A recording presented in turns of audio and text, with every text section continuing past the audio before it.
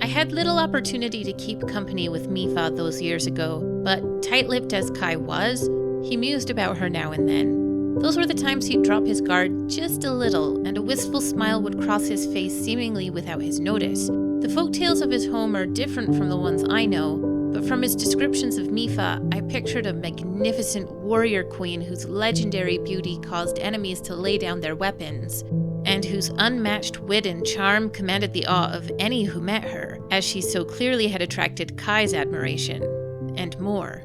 The first time I met her in person, I'll simply say it was far too perilous a time to care one whit about queens.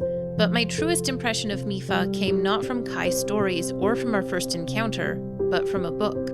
After the climax of our horrendous adventure, when we'd finally learned the truth of what had happened to Nathaniel and answered questions I still sometimes wish wholeheartedly we'd never asked, there was a palpable silence in our home as we each reconciled what we could or avoided thoughts of what we couldn't in our own way.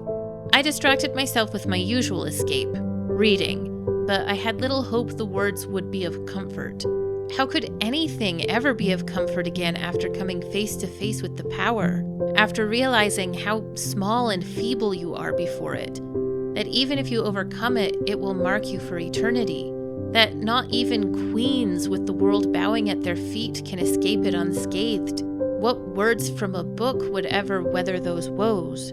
But I found my copy of Little Women fat with other words scribbled on bits of paper tucked between the pages. Mifa must have read my books to pass time and strengthen her hold on English. At first, she'd simply noted words she hadn't understood, then returned to define their meaning once she did. Later, she'd copied passages that had moved her and left sympathetic comments about Joe's struggle through an unfair world. It was in those notes I truly met Mifa. Not a queen expecting admiration, but a philosopher. A student with a love not only of knowledge, but of learning itself, and a woman who fought for a love rightfully hers and a brighter future than what had been handed to her. If that doesn't command awe, nothing should.